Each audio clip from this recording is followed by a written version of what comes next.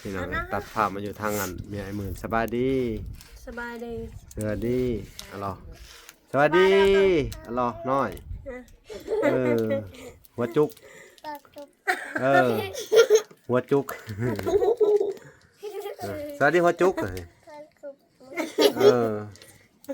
หัวจุกพี่น้องเลยไปทางใดล่ะไอ้หมื่นคืออยู่คนตายนี่แหละโอ้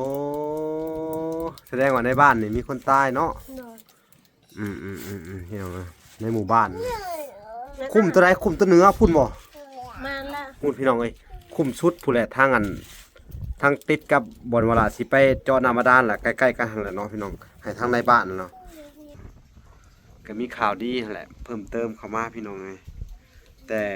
เอาไว้แจ้งไอ้หมื่นว่าเพิ่นมาพุ่นเนาะดีใจบ่ถ้าฮู้ดีใจข่าวดีนี่ได้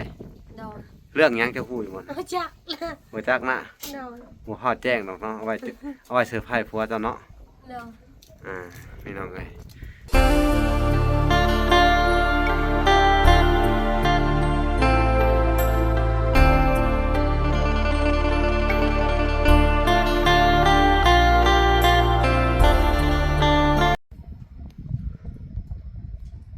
โอเคพี่น้องเอ้ยเนาะ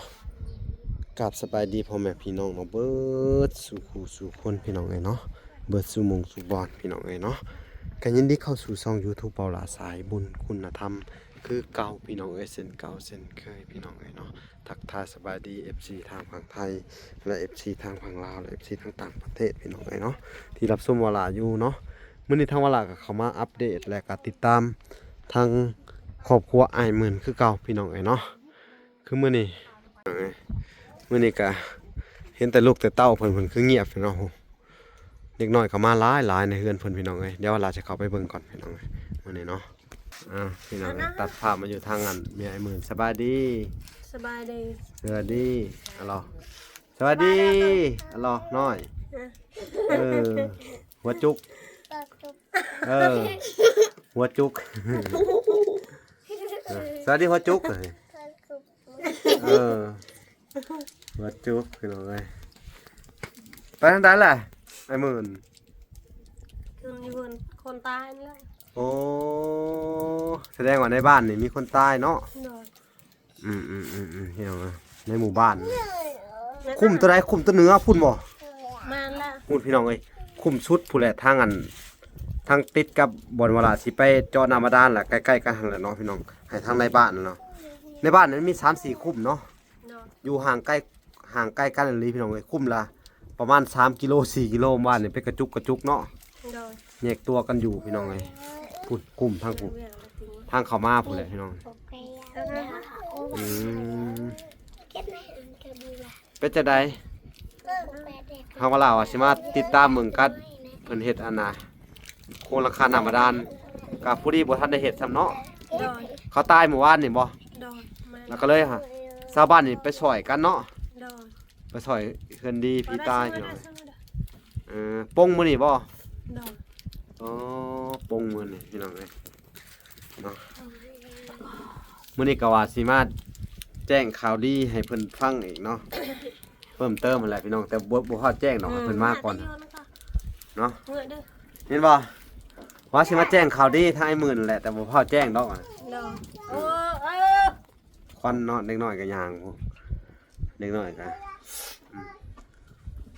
ควันไฟวันนี้ไปตั้งไฟเสียทั้งกินเลยข้างหลังมื้อนี้บ่ได้หาหน่อไม้มาแกงบ่บ่ได้กินแกงหน่อไม้ซ้ำบ่เนาะผู้ที่อัน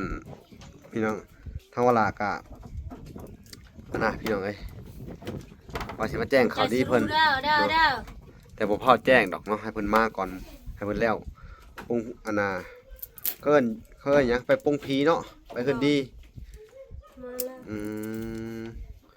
คือว่าบางเดือนหลังหากะอีหยังคนในคุมนะฮะคนตายนอนตายเลยบ่คนเฒ่าตอนนี้เนาะคนเฒ่าพี่น้องเอ้ย คนเฒ่า เอาลม ตายแต่เมื่อวานนี่ผู้บ่ มาละ เสียแต่วานนี่พุ่นพี่น้องเอ้ยแต่มื้อนี้ก็มื้อสงสกรานต์เนาะ โด มือย โป้งมื้อนี้พี่น้องเอ้ยบ้านนั่นหั่นน่ะจักหลังคาเฮือนนั่นหั่นน่ะ 3 3-4หลังคาหนึงเนาะ 4โดย โอ้เวลาคนล้มคนตายนี่มีแต่หมู่บ้านใหญ่พี่แหล้วเขาไปเนาะจากบ้านนี่เนาะ โดย คนไปผู้เฮือนบ่ โดย มันต้องไปซอยกันเนาะ โดย อืมเมื่อวานนี่เวลามาก็พอดีเพิ่นเฮ็ดเฮือนซานนี่ยังเฮือนน่ะแล้วเนาะเหลือแต่โครงน้ำบาดาลเนาะ โดย น้ำบาดาลก็มาติดตั้งตัวสูบน้ำให้เรียบร้อยแล้วเนาะแต่ว่าก็มีข่าวดีนั่นแหละเพิ่มเติมเข้ามาพี่น้องเอ้ยแต่เอาไว้แจ้งไอ้หมื่นว่าเพิ่นมาพุ่นเนาะ โดย ดีใจบ่ถ้าฮู้ ได้ใจ ข่าวดีนี่ได้ โดย เรื่องหยังจะฮู้อยู่บ่ เอาจักละ บ่จักนะ โดย บ่ฮอดแจ้งดอกเนาะเอาไว้เซอร์ไพรส์ผัวเจ้าเนาะ โดย พี่น้องเอ้ยถือว่าอันโยไปก่อนข่าวดีมื้อนี้ไว้มื้ออื่นอีกสิมาแจ้งข่าวดีใหม่เนาะ โดย เพราะว่าทางวละก็สิได้เข้ามาติดตามเบิ่งทางรถน้ำบาดาลให้ทางในบ้านเนาะ โดย อืมคือทางอันเพื่อนอันน่ะก็ไปเนาะ ไปหมด ชาวบุญมีก็ไปเนาะ โดย พี่น้องเอ้ยกูมีไผอยู่เพื่อนเลยมื้อนี้ใครแต่มาพ่ออันน่ะเมียไอ้หมื่นเพิ่นเนาะลูกชายก็ไปบ่เจ้าลูกชายก็ไปเนาะ ไปหมด นี่เหลือแต่ลูกสาวอยู่กัน3คนเนาะ โดย ไปเฮาไปเฮ็ดได้ไปซอยเรียกเขานี่บ่ ซอยย่อ โดย อืมซอยย่อแสดงว่าอันผัวไปแล้วก็เมียก็บ่ได้ไปเนาะ โดย ไปคนเดียวก็พอ กินข้าวกินปลากันละบ่นี่ กินละ ได้หยังกิน ไม่ได้กินยังไม่ได้ไปหายังมัน คนตายเนาะ โดย แล้วก็ส่วนหลายก็ไปคืนดีพี่น้องเอ้ยบางคนก็ได้ บางคนก็ผัวไปแล้วก็แล้วเมียเนาะเมียก็อยู่เฮือนเนาะหาอยู่หากินนั่นแหละเนาะ โดย เมื่อวานนี่กินแกงหน่อไม้อยู่เนาะ โดย คักกันเลยหน่อไม้นี่ออกร้ายได้หยังนี่เนาะ ลาย ปอทุกอยากกินหน่อขาวๆมาเนาะ โดย ทั้งไหนก่อนหน่อไม้ส่วนหลายจะพึ่งจะเอาไปหาเนี่ย หาอยู่ใส่ละ เช่นี่มีกอไผ่หลายบ่ โดย ว้าเนาะพี่น้องเอ้ยก็แต่อยากไปกลเอาหน่อไม้ใหญ่เนาะหน่อนังขาวมีบ่หน่อดินขาวๆฮะมีบ่ อยาก อยากไปกลเอามาต้มกินได้เนาะมันหวานๆเนาะจักกอส่วนหลายก่อนหน่อไม้นี่ อยาก จักกอส่วนหลายนี่หน่อไม้นี่หลายบ่ ลายเลย โอ้มีบ่เสียมสิไปหาหน่อไม้ ไม่ จะหน่อยสิไปหาเลาะทั้งไรสี่เหรอบอกหน่อย นี่ทาง ทางนี้ไปพี่ โดย ไปหากลเอาหนอนางขาวเนาะ โดย มันเป็นดินเนี่ยงดินแคมเซเนาะ โดย ติดกับแคมเซเลย tại sao ngài hợp siêu ดินทราย ดินทรายหน่อใหญ่เลยหน่อไม้ลักษณะนี่พี่น้องเอ้ยลักษณะไม้เขาเอามาในเห็ดอันนี้ฮะอันนี้ก็ไม่ไผ่ป่าบ่เนี่ยฮะแม่นะนี่พี่น้องเอ้ยหน่อคือสิใหญ่เนาะวันนี้อันน่ะเด้อสิแนะนำให้เด้อ ơi tiêu như bạn cây เด็กน้อยขึ้นถึงเฮือนเนาะเห็นบ่อันน่ะทั้งอันแม่ไอ้หมื่นเดี๋ยวสิแนะนำให้เด้อ Đâu, FC เพิ่นก็แนะนำมาหลายอยู่เนาะ đâu, เพิ่นว่าอันน่ะให้ไอ้หมื่นน่ะไปตัดไม้เด้อ đâu, ตัดไม้นี่แหละว่าไม้ไผ่ป่านี่แหละเนาะ đâu, เอามาเฮ็ดเตียงเด้อเตียงหนังเด้อ đâu, พอได้หนังลิ้นคือสิแลนี่มันเย็นนี่หนังนอนลิ้นเนาะ đâu, แป้นเหลือเก็บไว้ตัวนี้แป้นเอาไว้เฮ็ดเฮือนเด้อ đâu, เตียงนี่เขาเฮ็ดโครง อันน่ะไม้ไฟป่าแล้วเขาเฮ็ดซับภาคใส่เขาโอเคได้ โดย เนาะแล้วก็เดี๋ยววันหลักก็สิบอกกับเพิ่นเองเนาะมามื้อนี้ว่าสิมาเบิ่งเพิ่นนั่นแหละพี่น้องเอ้ยเฮ็ดโครงน้ำร้านก็เลยบ่ได้เฮ็ดเป็นเวียกเป็นงานในหมู่บ้านเนาะ โดย ต้องช่วยเหลือกันพี่น้องเอ้ยเพิ่นน่ะส่วนหลายนี่ งานในหมู่บ้านนี่ก็มีแต่คนในบ้านและช่วยกันเนาะ โดย บ้านอื่นก็มีแต่ว่าบางเทื่อบ้านอื่นนี่แทบจะบ่ได้มานอกจากพี่น้องเนาะเขาจังมาเนาะ โดย อืม ตอนนะ ว่านี่ก็พัดว่างานดองเนาะ มาแล้ว มื้อต่อมาพอละงานเพิ่นดีพี่น้องเอ้ยมีแต่งานในบ้านนี่เนาะจักสิเฮ็ดจังไดพี่น้องเอ้ยเนาะ เจอมาใช่อย่าละได้ไม่ได้ อันน่ะบ่ซุเจ้ายังอันน่ะหน้าซุเจ้าหลายบ่หน้านี่ บ่ได้หลาย บ่ได้หลาย แต่ว่าเวลาเฮ็ดไร่เฮ็ดนานี่มันบ่มีรถไถซื่อเนาะ โดย ถ้ามีรถไถนี่อันน่ะสิเฮ็ดทันหมู่แม่นบ่ มาแล้ว เพิ่นตาได้กินข้าวอยู่บ่ถ้าเฮ็ดทันนี่ ทันมี ได้บ่ ก็ได้ อืมส่วนหลายนานี่ได้จักสอบส่วนหลายน่ะ 10 12 13แล้วล่ะเฮามี ถ้าเฮ็ดทันหมู่ได้ คันเฮ็ดทันหมูก็ หลายได้หลาย โดย โอ้ที่เฮาได้หน่อยนี่สิเฮ็ด12สอบนี่เพราะว่าเฮ็ดหน้าหลาแม่นบ่ โดย อื ไม่ได้ ม ละ อ่า ยั่วนะ อ่า ยั่วนะ เห็นหน้าหลาแล้วบ่ทันหมู่พี่น้องเอ้ โด ย ย อืมเนาะพี่น้องเอ้ย เอานอนจะยิงตะโก เขาก็เอาขนมให้เพิ่นพี่น้องเอ้ย เอา ไป มา ที่ ฮะ ก็อาจารย์ขนม นี่ เนี่ยเลย อันนั้นเด็กน้อยอันนั้นลูกไผมาลิ้นน้ำบ่อนี่ มันละลูกน้องคอยตัวนี้ อืม ตัวนี้ลูกเอ้ยเฮานี่คือ เออลูกหลานทั้งนั้นเนาะ โดย เขาก็มักมาลิ้นน้ำกันพี่น้องเอ้ยนี่เด็กน้อย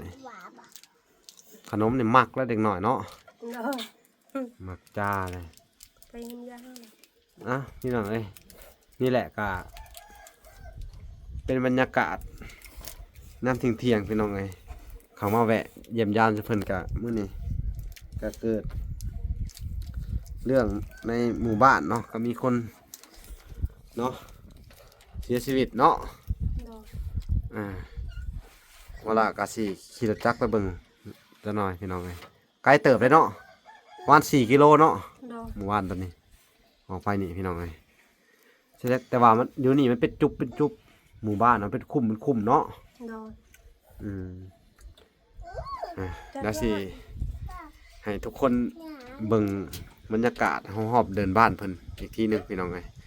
แล้วก็สิได้แนะนำหลายอย่างเด้อ โดย พี่น้องเอ้ยนี่เด็กน้อยก็ได้ อันนั้นเขาเฮียนอยู่บ่นี่แต่ละคนนี่เซ็งเบิ่แล้วบ่ ยัง ยังบ่ทันเซ็งอยู่พี่น้องเอ้ยสิถ่ายไลฟ์บ่ได้เด็กน้อยเนาะพี่น้องเอ้ยเดี๋ยวสิติดเหลืองพี่น้องเอ้ยนี่พี่น้องเอ้ยตัดภาพมานี่ก็เป็นดินเพิ่นนี่กว้างนะพี่น้องเอ้ยทางว่าวนี่เวลาสิให้เพิ่นต่อไปใส่เพิ่นเอาน้ำมาเฮ็ดหัวอ้อมดินเพิ่นนี่ให้เพิ่นปลูกหมักพริกหมักเขือเนาะผู้ใหญ่ก็แนะนำมาอยู่ค่ะให้เพิ่นปลูกหมักพริกหมักเขือให้เพิ่นขยายสวนออกไปเนาะนี่อันนี้ก็เป็นต้น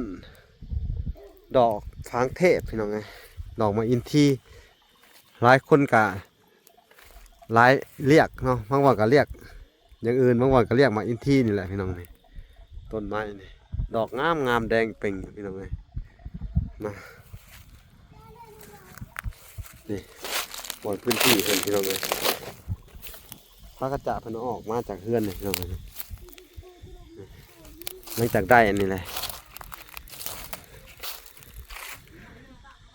ได้อันพระแอมตัวนี้เนาะพี่น้องเลยเนาะกระทั่งอัน อ้ายเพิ่นจากฝรั่งเศสพี่น้องเอ้ยเพิ่นฝากมาต่อเติมเพื่อนไอ้หมื่นเนาะเพิ่นก็เฮ็ดเป็นที่เรียบร้อยแล้วเวลาก็ได้ซื้ออันนี้แหละพี่น้องเอ้ยซื้อสังกะสีมาให้เพิ่นเฮ็ดโครงหลังคานี่แหละพี่น้องธรรมดานี่แหละพี่น้องลูกเครื่องปลูกเพิ่นก็เป็นอยู่ได้พี่น้องเอ้ยเดี๋ยวจะให้ทุกคนเบิ่งก่อน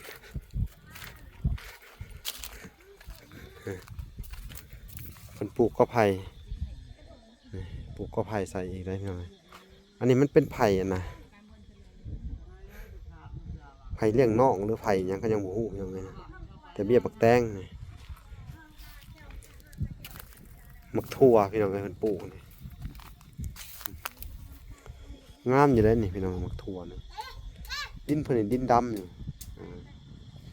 ดินดำดีอยู่นี่พี่น้องเอ้ยปลูกพริกปลูกหยังก็โอเคมันโน่นเนาะพี่น้องแต่มันเป็นดินนี่ดำดินงามอะลีพี่น้องเอ้ยมันจุดในใส่แล้วก็ดินดำเลยนี่